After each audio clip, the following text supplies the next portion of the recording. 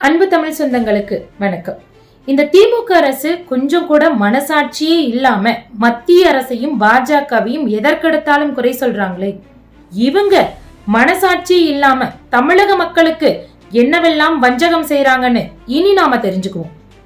கடந்த சில நாட்களுக்கு முன்னாடி தமிழக அரசின் சார்பா ஒரு அறிவிப்பு வருது. என்னன்னா, புதிய ரேஷன் கார்டு பெயர் நீக்கம் சேர்த்தல் இது எல்லாத்துக்குமே புதிய கட்டுப்பாடுகள் வருதுன்னு தமிழக அரசு சொல்லியிருக்காங்க. அதை நீங்க பாருங்க. இதுதான் அந்த பதிவு.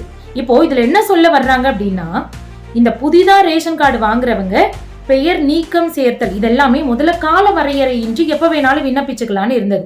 ஆனா இப்ப எப்படி கொண்டு வந்திருக்காங்கன்னா, ஜனவரியில இருந்து ஜூன் வரைக்கும் இருக்கக்கூடிய 6 மாத காலகட்டத்துல ஒரு முறையும், ஜூலைல இருந்து டிசம்பர் வரைக்கும் இருக்கக்கூடிய 6 மாத காலகட்டத்துல ஒரு முறையும் மட்டும்தான். அப்ப வருடத்துக்கு 2 முறை மட்டும்தான் பெயர் நீக்கம் சேர்த்தல் திருத்தல் புதிய கார்டுக்கான விண்ணப்பம் எல்லாம் செய்ய முடியும்னு சொல்லியிருக்காங்க.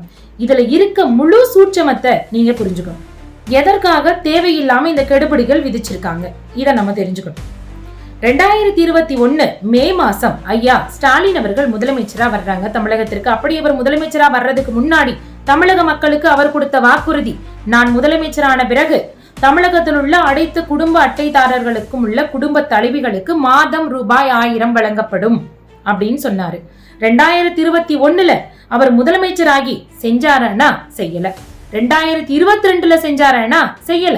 2023 செப்டம்பர் மாசத்துல இருந்துதான் இந்த திட்டத்தை அமல்படுத்துறாரு.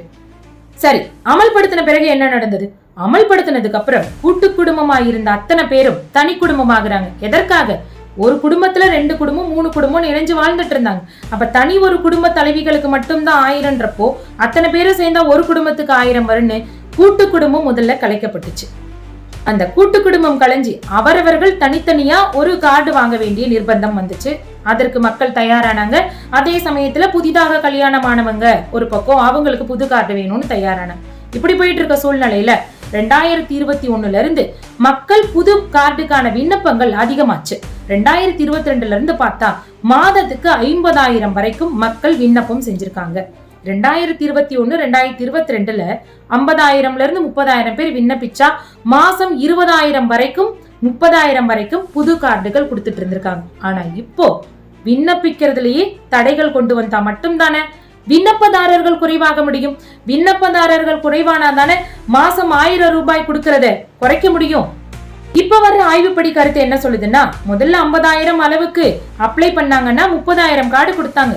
இப்ப மாசம் 25,000 to 30,000 பேர் அப்ளை பண்ணாங்கன்னா 5,000 கார்டு கூட தமிழக மக்களுக்கு புதிய ரேஷன் கார்டு கிடைக்கல.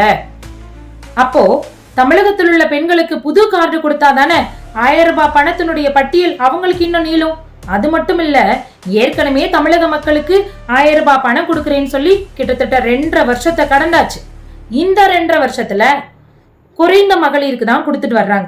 அப்போ எத்தனை கஷ்டப்படக்கூடிய பெண்கள், கஷ்டப்படக்கூடிய குடும்பங்கள் இந்த 1000 ரூபாய் பெற முடியாம தவிச்சிட்டு இருப்பாங்க தமிழகத்துல. சிந்திக்க வேண்டாமா? இது மக்களுக்கான அரசு, மாடல் அரசுன்னு சொல்லிட்டு மக்களுடைய வாழ்வுரிமை ஆதார சான்று, குடியுரிமை சான்று இந்த ரேஷன் கார்டு தானங்க. 1000 ரூபாய் பணத்தை மிச்சப்படுத்துறதுக்காக இப்படி மக்களை அலக்களிப்பதும் மக்களை சங்கடத்தில் ஆழ்த்துவதும் தான் மாடல் ஆட்சியா? தமிழக பெண்களை சிந்திப்போம். பிள்ளையும் கிள்ளிவிட்டு தொட்டிலையும் ஆட்டிவிடும் இது போன்ற அரசு 1000 ரூபாய் பணத்துக்காக நம்மையும் நமது குடும்பத்தையும் நாம் அடகு வைக்க வேண்டாம்.